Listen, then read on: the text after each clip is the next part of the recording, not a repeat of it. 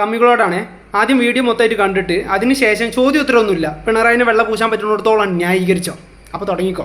Greatest of all time. ഈ കേരളം മറ്റ് സംസ്ഥാനങ്ങളെക്കാൾ ബഹുദൂരം മുന്നിലാണെന്ന് വെറും പേച്ചല്ല. നീതി ആയോഗ് അടക്കം കേന്ദ്രത്തിന്റെ ഒന്നല്ല ഒരു ഡസൻ കണക്കുകൾ ആ മുന്നേറ്റ സാക്ഷ്യമാണ്. 1-ാം നമ്പർ സംസ്ഥാനമാകുമ്പോൾ 1-ാം നമ്പർ ഭരണമാകണം.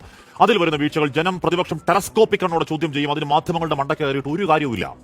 ദുരന്തകാലത്ത് ഏകോപനത്തിൽ പിഴവെങ്കിൽ, ക്യാമ്പുകളിൽ പ്രശ്നമെങ്കിൽ, മുഖ്യമന്ത്രി ഉണ്ടാവേണ്ട സമയത്ത് ഉണ്ടാവേണ്ട സ്ഥലത്ത് ഉണ്ടാവുന്നില്ലെങ്കിൽ, ഒരു സമയത്തിന്റെ ദുരിതകാളിമ മനസ്സിലാക്കാതെയുള്ള അപക്വ പ്രതികരണങ്ങളിൽ അതിശക്തമായ ഉണ്ടാകണം.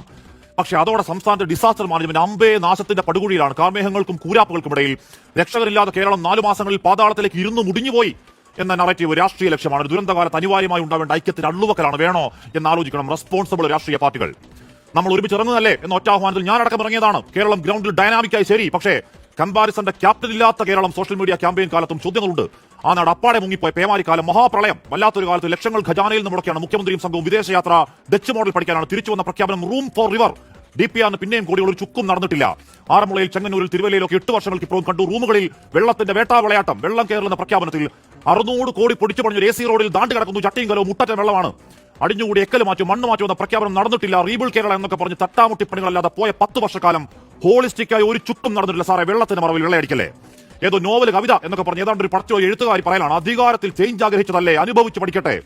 ഞങ്ങൾക്ക് രാഷ്ട്രീയാധികാരമില്ലെങ്കിൽ നാട് നന്നായിരിക്കണം, ഇല്ലെങ്കിൽ അസരിവാദം വീഴണം, നാട്ടുകാർ മുടിയണം, വേണം നരകയാതന എന്ന ചിന്തയിൽ എന്തോന്ന് രാഷ്ട്രീയം. അത്രക്കാരുടെ രാഷ്ട്രീയം അറപ്പിന്റെ രാഷ്ട്രീയമാണ്, വെറുപ്പിന്റെ രാഷ്ട്രീയം. കൈപ്പാടകൾ നിർത്തണം. ആർത്തുപെയ്യുന്ന മരണമഴയോളം മഹാദുരന്തങ്ങളാണ്. സൈബർ ശവം തൂക്കികളാണ്.